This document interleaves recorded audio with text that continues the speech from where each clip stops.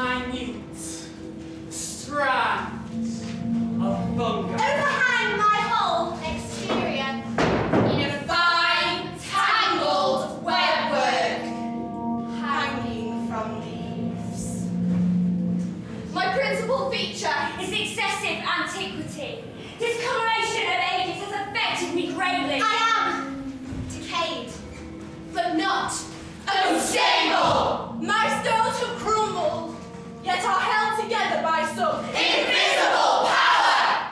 only the most scrutinizing observer would notice. A fairly perceptible fissure extending from my roof And making its way down in a zigzag direction until it loosens itself in the sullen waters of the Tarn. I hear someone coming to me!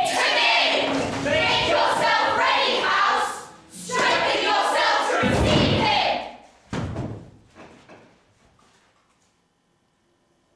A dull, soundless day in the autumn of the year.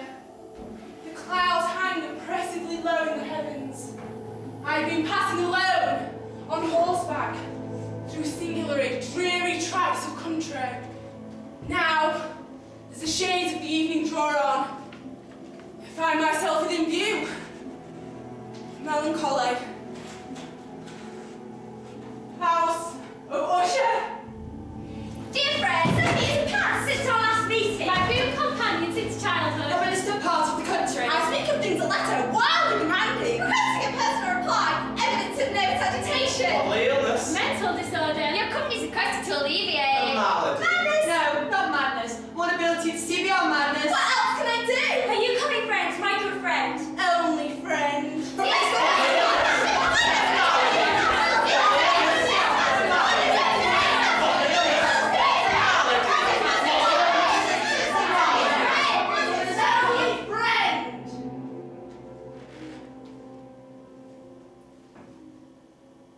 Your guest is late.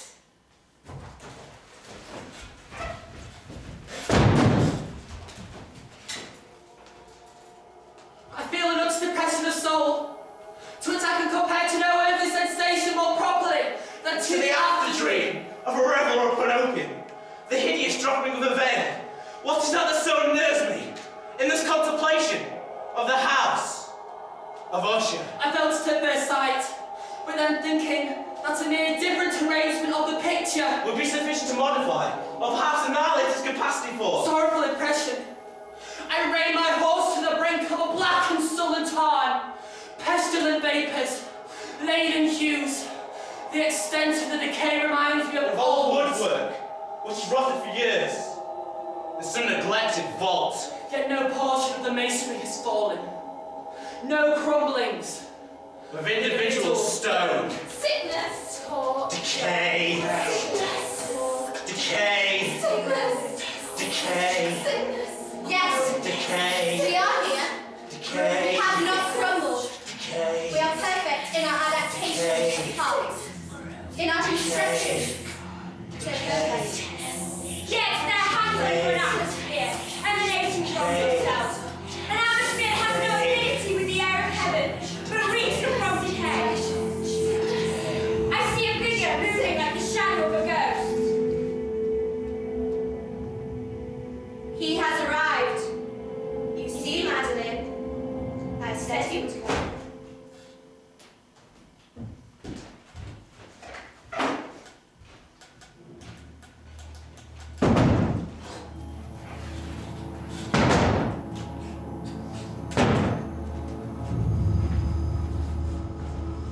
Conducted in silence, through dark and intricate passageways. Everything I encounter in this house hiding vague sentiments of foreboding. The carpets of the ceilings, some of the tapestries of the walls, ebony blackness of the floor. Phantasmagorical armorial trophies, which rattle as I stride into a room with windows long, narrow, and pointed. Inaccessible, feeble gleams of light make their way through the trellis panes. The eye struggles in vain. Dark draperies hang on the walls. I breathe an atmosphere of sorrow.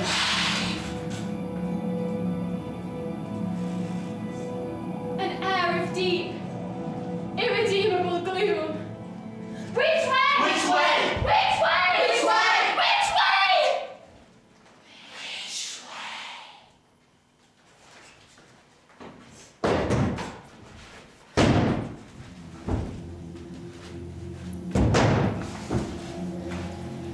Besides, I'm attached to this house. The grey stones live, in a manner of speaking. Not just the fungi that overspread them. Not just the dark waters of the tarn. Not just the decayed trees. The walls themselves. The result is discoverable in that silent, yet terrible influence of the house, which has made me what I am. I look on him with horror. He's altered beyond belief. Are you the same person that I once knew? Cadaverous expression. Ghastly pallor of the skin. Eyes luminous beyond comparison, yet Sunken in two dark sockets.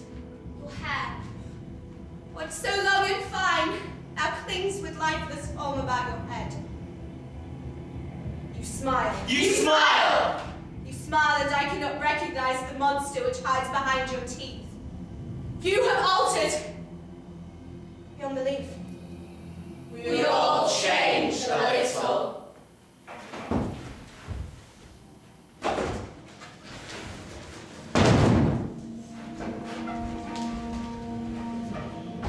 You see here the result of a family evil, brought about from much inbreeding. I despair to find a remedy for it. My senses are so acute that the most insipid food alone is enjoyable to me.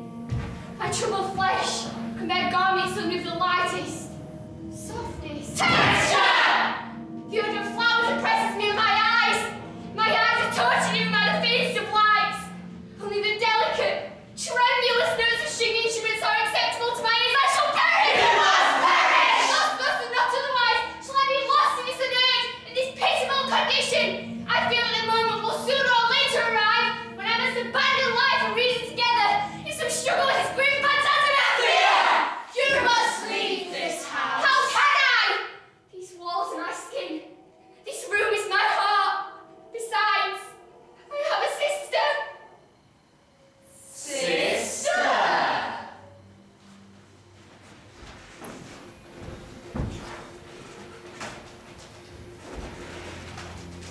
A tenderly beloved sister. The weight of her illness far outweighs mine. She's approaching the end of her days. Her passing will leave me so hopeless and frail.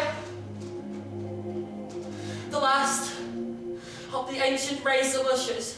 What is her illness? A gradual wasting away of the person. Frequent though transient affections of a cataleptical nature. She is born at home, refusing to take to bed. We do not talk openly. Openly? Openly. Face to face, lips moving, sounds issuing forth. She succumbs to the power of the destroyer. Take your last look. You'll see her no more.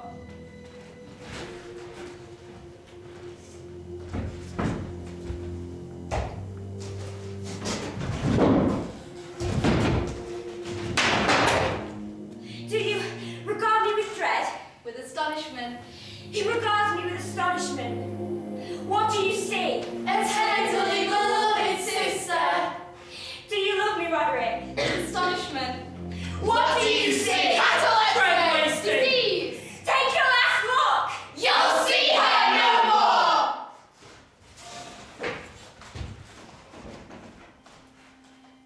We paint together. We paint each other. We paint. And when I turn to my own attempts, I have a single idea, which will not change as I wish, will not assume the mood that would improve its lot. I begin to fear to touch, even with my lightest brush. in case the flesh falls loose, like fine dust.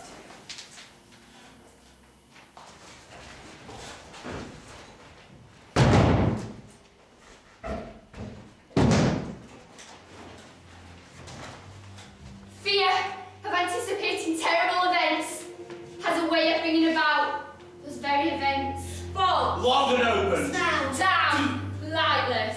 Once a vault! Now! Placed where the bodies are laid to rest against the earth. What you hear are the sullen waters of the Tarn, seeking to reclaim their For their territories!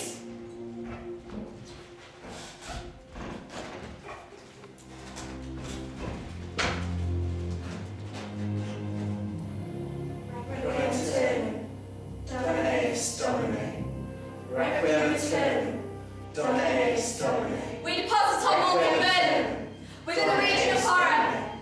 A faint flush, the mockery of a smile upon her face, the maladies of catalepsy, so terrible in death, and yet so beautiful. Swim down the lid!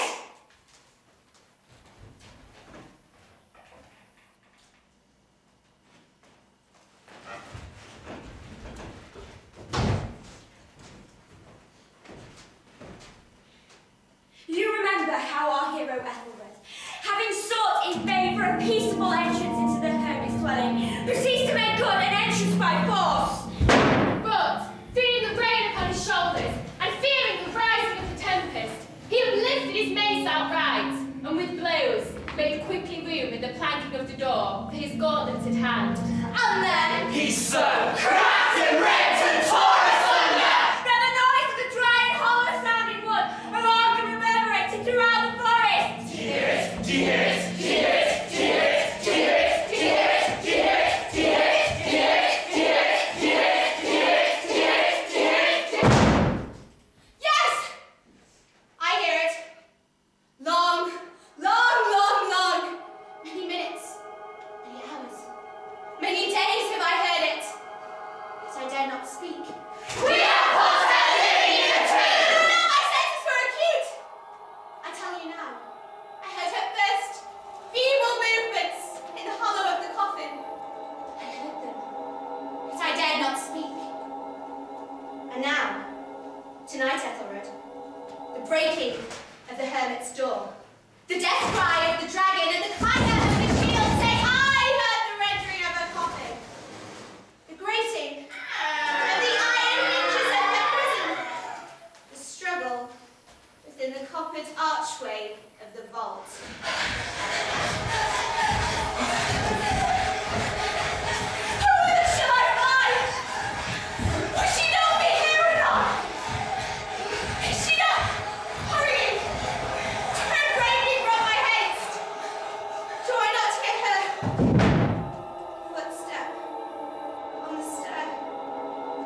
Do I not distinguish that heavy, horrible beating of her heart? There! I tell you now, she stands without the door. A white light crosses my path, shoots ahead of me. I turn and see a blood-red moon, a barely discernible fissure, extending from